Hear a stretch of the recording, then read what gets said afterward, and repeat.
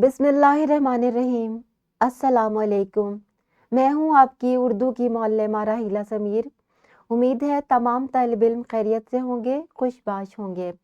हम पढ़ रहे हैं उर्दू बराए जमात शशम और इसमें हमने जिस बाब का आगाज़ किया हुआ है वो है बाब हफ्तम। बाब हफ्तम का हम पढ़ रहे हैं पहला सबक, जिसका उन्वान है हवा चली। ये एक नज़म है जिसकी तशरीह आज हम करेंगे। हमारा हासिलात ताल्लुम लिखना से मुतल्लिक है, नज़म के अशार की तशरीह कर सके। प्यारे बच्चों, इससे पहले कि आज की नज़म की तशरीह की जाए, एक तमहीदी सरगर्मी कर लेते हैं। एक बहुत ही आसान नज़म है जिसके अशार की आपने तशरीह करनी है। तमहीदी सरगर्मी ये है कि इन अशार की आप तशरीह करें। आज बादल खूब बरसा और बरस कर खुल गया, गुलिस्ता की डाली डाली पत्ता पत्ता धुल गया, देखना क्या धुल गया सारे का सारा आसमां, ऊदा ऊदा नीला नीला प्यारा प्यारा आसमां, हट गया बादल का पर्दा मिल गई किरणों को राह, सल्तनत पर अपनी फिर खुर्शीद ने डाली निगाह। वीडियो को पॉज करें और ये सरगर्मी करें। शाबाश, आपने पूरे तरीके से कोशिश की है कि अच्छे तरीके से तशरीह कर ली जाए। आज हम आपको तशरीह करने का तरीका सिखा रहे हैं ताकि कोई भी शेर आपकी नज़र से गुजरे तो आप उसे आसानी से उसकी तशरीह भी कर सकें और उसका मफ़हूम भी समझ सकें। तो तशरीह करने का तरीका क्या है? पहली बात तो ये कि नज़म में मौजूद मुश्किल अल्फाज को आसान उर्दू में लिखें। शायर का तारुफ, शायर का नाम ज़रूर लिखें। शेर के मौजू या पस मंज़र का जिक्र करें कि किस तनाजुर में ये शेर लिखा गया है। ये बताएं कि ये शेर किस सिन्फ से ताल्लुक़ रखता है, मसलन गज़ल है, नज़म है, हमद है, नात है, क्या है।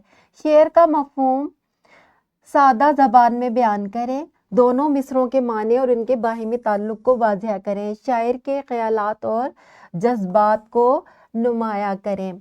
प्यारे बच्चों, जब आप तशरीह करते हैं तो अमूमन ऐसा होता है कि आप पहले मिसरे की तशरीह कर देते हैं और दूसरे को भूल जाते हैं।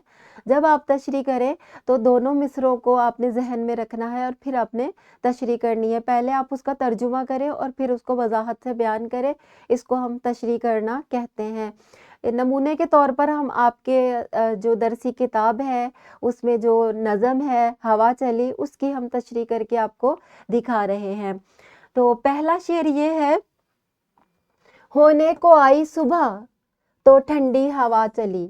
सुबह जो है जब होती है तो फिर ठंडी हवा चलती है। क्या धीमी धीमी चाल से ये खुश अदा चली, धीमी धीमी आहिस्ता आहिस्ता।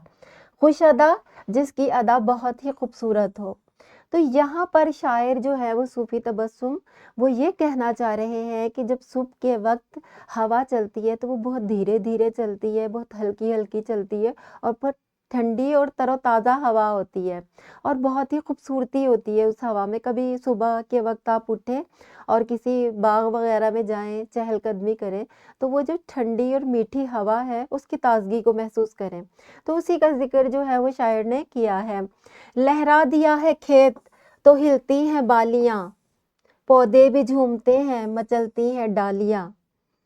अब हवा जब चलती है तो वो जो खेत होते हैं वो लहराने लगते हैं, ठीक है, और बालियां जो है वो हिलने लगती है। बालियां कहते हैं गंदुम और अनाज के खोशे जो होते हैं उनको बालियां कहते हैं। जब हवा चलती है तो खेत में जितने भी हरियाली होती है वो झूमने लगती है और जो अनाज और गंदुम के जो खोशे होते हैं वो भी हिलने लगते हैं, पौधे भी झूमते हैं। अब जो हवा से पौधे हिलते हैं उसको शायर ने बहुत ही खूबसूरत अंदाज में बयान किया है कि पौधे झूमते हैं यानी कि खुश होते हैं। मचलती हैं डालियां, मचलना यानी कि हिलना, डालियां कहते हैं शाखों को। तो इस शेर में भी शायर ने ये बताने की कोशिश की है कि जब हवा चलती है तो खेत में जितनी भी हरियाली होती है, जितना भी सब्जा होता है वो हिलने लगता है और हिलने को उसने मुराद ये दी है कि झूमने लगता है यानी कि बहुत ही खुश होता है। जब हवा चलती है तो डालियां जो हैं वो लहलहाने लगती हैं और ऐसा लगता है कि जैसे ये जो पत्ते हैं और शाखें हैं, फूल हैं, ये खुश हो रहे हैं और झूम रहे हैं। अगला शेर देखें, फुलवारियों में ताज़ा शगुफ़े खिला चली, सोया हुआ था सब्जा उसे तू जगा चली। फुलवारियाँ कहते हैं छोटे बागीचे जो घरों में हम लगा लेते हैं, शगुफ़े कहते हैं फूलों को। تو یہاں پر شاعر یہ کہہ رہے ہیں کہ جب ہوا چلتی ہے تو وہ باغ میں نئے نئے پھول کھلاتی ہے. جب صبح کے وقت ہوا چلتی ہے، جب وہ پھولوں سے ٹکراتی ہے تو کلیاں کھل کر پھول بن جاتی ہیں. سویا ہوا تھا سبزہ، سبزہ جو ہے یہ جو ڈالیاں ہیں، شاخیں، پتے، یہ سب رکے ہوئے ہوتے ہیں، لیکن جب ہوا چلتی ہے تو ایسا لگتا ہے یہ جاگ گئے ہیں. اس شعر میں شاعر یہ کہنا چاہ رہے ہیں کہ ویسے جب ہوا تھمی ہوئی ہوتی ہے رات کے وقت تو سبزہ جو ہے وہ سویا ہوا ہوتا ہے، لیکن جب ہوا چلتی ہے تو اس سے جب یہ پتے ہلنے لگتے ہیں، جھومنے لگتے ہیں، تو ایسا لگتا ہے کہ ہوا نے ان کو سوتے ہوئے سے جگا دیا ہے اور ان میں ایک نئی تازگی اور زندگی بھر دی ہے، جس سے نئے نئے پھول کھلتے ہیں. جب کلی سے ہوا ٹکراتی ہے تو وہ کھل کر پھول بن جاتی ہے. اس بات کا شاعر نے ذکر کیا ہے. سرسبز ہوں درخت نہ باغوں میں تجھ بغیر، تیرے ہی دم قدم سے ہے بھاتی چمن کی سیر. اب یہاں پر کہہ رہا ہے کہ سرسبز کا مطلب ہوتا ہے ہرا بھرا ہونا. اب شاعر کہہ رہا ہے کہ ہوا سے کیوں نہ درخت اور باغ میں جو ہے وہ سرسبز کیوں نہ ہو، تر و تازہ کیوں نہ ہو، اسی کے دم سے، جو ہوا ہے اس کے دم سے ہی بھاتی ہے چمن کی سیر. چمن کہتے ہیں باغ کو. ہوا چلتی ہے تو ہمیں چمن کی سیر اچھی لگتی ہے، ہمیں باغ میں جانا اچھا لگتا ہے. اگر ہوا نہ چلے تو ہمارا بالکل بھی دل نہیں چاہتا کہ ہم باغ کی سیر کریں. باغ کی سیر کا مزہ تبھی آتا ہے جب ہوا چلتی ہے. اس بات کا ذکر شاعر نے کیا ہے. آپ غور کریں گے کہ تمام اشعار جو ہیں وہ ہوا کے گرد گھوم رہے ہیں اور تمام اشعار میں شاعر نے ہوا کی تعریف کی ہے. پڑ جائے اس جہاں میں ہوا کی اگر کمی، چوپایا کوئی زندہ بچے نہ آدمی. جہاں کہتے ہیں دنیا کو، چوپایا جو گائے بکریاں وغیرہ چار پاؤں والے جو جانور ہیں. تو شاعر اس شعر میں یہ کہہ رہا ہے کہ اگر ہوا نہ رہے تو نہ تو چار چوپائے زندہ رہیں گے اور نہ ہی بچے اور نہ ہی آدمی. یعنی کہ ہوا ہماری زندگی کے لیے بہت ضروری ہے. اگر ہوا بند ہو جائے تو ہم سانس نہیں لے پائیں گے اور ہماری زندگی جو ہے وہ خطرے میں پڑ جائے گی. ہوا جو ہے ہمارے زندگی کے لیے سب سے اہم عنصر ہے. جس طرح پانی بہت ضروری ہے، کچھ چیزیں ایسی ہوتی ہیں جو ہماری زندگی کے لیے بہت ضروری ہے، اگر ہوا بند ہو جائے گی تو ہماری موت واقع ہو جائے گی.